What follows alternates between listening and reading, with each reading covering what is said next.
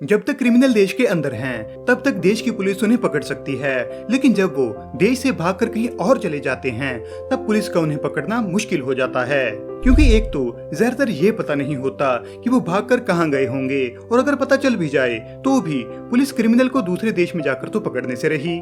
इसीलिए ऐसे केसों में इंटरपोल का सहारा लेना पड़ता है, जो विश्व के किसी भी कोने में छुपे क्रिमिनल्स को ढूंढ लेती है। लेकिन दुनिया में कहीं भी ना तो इंटरपोल का कोई एजेंट है और ना ही इसके पास कोई अपनी पुलिस या फौज है जो अपराधियों को जाकर पकड़ती हो।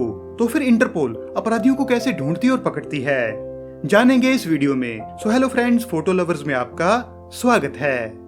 इंटरपोल असल में एक ऐसी संस्था है जो अलग अलग देशों की पुलिस को एक साथ जोड़ने का काम करती है, और हर देश की पुलिस के कुछ ऑफिसर्स इंटरपोल के लिए काम कर रहे होते हैं, जिस कारण इंटरपोल को हर देश में अलग से अपने एजेंट बनाने की जरूरत नहीं होती।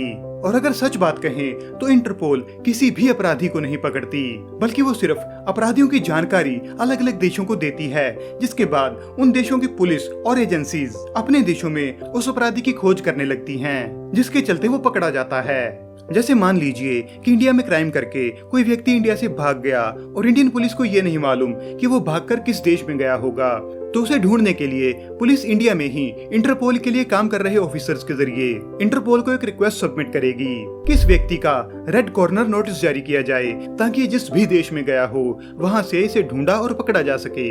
ये रिक्वेस्ट जब इंटरपोल तक पहुंचेगी तो वहां इसे चेक किया जाएगा कि जिस आदमी का रेड नोटिस जारी करने के लिए कहा जा रहा है, क्या वो सच में अपराधी है या फिर सियासी या धार्मिक कारणों से इसे अपराधी ऐलान कर उसका रेड नोटिस जारी करवाया जा रहा है।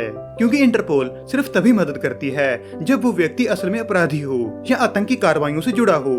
लेकिन अगर कोई देश अपने सियासी विरोधियों या किसी धर्म से जुड़े होने पर रेड नोटिस जारी करवाना चाहे तो उसमें इंटरपोल मदद नहीं करती। रिक्वेस्ट को चेक करने के बाद अगर सब कुछ सही निकले तो इंटरपोल उस व्यक्ति का रेड कॉर्नर नोटिस जारी कर देती है, जिसका मतलब होता है कि इंटरपोल के साथ जुड़े 196 देशों के पास उस व्यक्ति की इंफॉर्मेशन पहुंच जाती है, जिसमें उसकी तस्वीर, फिजिकल डिस्क्रिप्शन, फिंगरप्रिंट वगैरह और उसके जुर्म की लिस्ट होती है, जिस कारण कहीं न कहीं वो मुजरिम पकड़ा ही जाता है। हमने ज्यादातर इंटरपोल के सिर्फ रेड नोटिस का नाम ही सुना होगा, क्योंकि ये काफी मशहूर है, लेकिन असल में इंटरपोल कुल 9 तरह के नोटिस जारी करती है। जैसे येलो नोटिस किसी खोए हुए इंसान को ढूंढने के लिए या फिर ऐसे इंसान की पहचान करने के लिए इशू किया जाता है जो अपनी पहचान ना कर पा रहा हो। तो वहीं black notice unidentified dead bodies की पहचान करने के लिए होता है। ऑरेंज नोटिस इशू करने के पीछे मकसद मेंबर देशों को किसी व्यक्ति, संस्था या किसी चीज से पैदा होने वाले संभावित खतरे से आगाह करना होता है। तो वहीं ग्रीन नोटिस किसी एक इंसान से आगाह करने के लिए इशू किया जाता है जिसकी कोई क्रिमिनल बैकग्राउंड होती है या फिर उसके किसी ऐसी चीज में इन्वॉल्व होने का शक होता है, ताकि उस पर नजर रखी जा सके और अगर आगे चलकर वो कोई ऐसी एक्टिविटी करना चाहे तो उससे बचा जा सके। पर्पल नोटिस तब इशू किया जाता है जब क्रिमिनल्स के द्वारा इस्तेमाल किए जाने वाले तौर तरीके एक दूसरे के साथ शेयर करने की जरूरत हो, ताकि उन्हें समझकर क्रिमिनल्स को क्राइम करने से रोका जा सके। तो वहीं ब्लू नोटिस का इस्तेमाल किसी शक्की क्रिमिनल के प्रति इंफॉर्मेशन इकट्ठा करने के लिए इशू किया जाता है, ताकि विश्व में अगर कहीं भी उसका कोई क्रिमिनल रिकॉर्ड हो तो उसका पता लगाया जा सके। इसके अलावा UN security council special notice किसी आदमी या कंपनी वगैरह पर लगाए सैंक्शन की जानकारी देने के लिए होता है, ताकि उसे मेंबर कंट्रीज में आने जाने से रोका जा सके, उसकी प्रॉपर्टी जब्त की जा सके और उसके कारोबार करने पर रोक लगाई जा सके। इसके अलावा हाल ही में इंटरपोल ने सिल्वर रंग का एक नया नोटिस भी शुरू किया है, जो धोखे, करप्शन और नशे के व्यापार से जुड़े लोगों की प्रॉपर्टीज का पता लगाने और उन्हें जब्त करने के लिए इस्तेमाल किया जाएगा।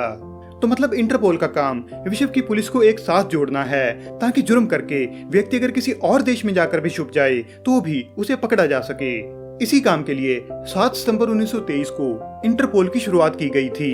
हालांकि तब इसका नाम इंटरनेशनल क्रिमिनल पुलिस कमीशन था, जिसे 1946 में बदलकर इंटरनेशनल क्रिमिनल पुलिस ऑर्गेनाइजेशन कर दिया गया, और आज तक भी ऑफिशियली इस संस्था का यही नाम है। लेकिन ज्यादातर हर जगह पर इसे इंटरनेशनल पुलिस यानी कि इंटरपोल के नाम से ही जाना जाता है।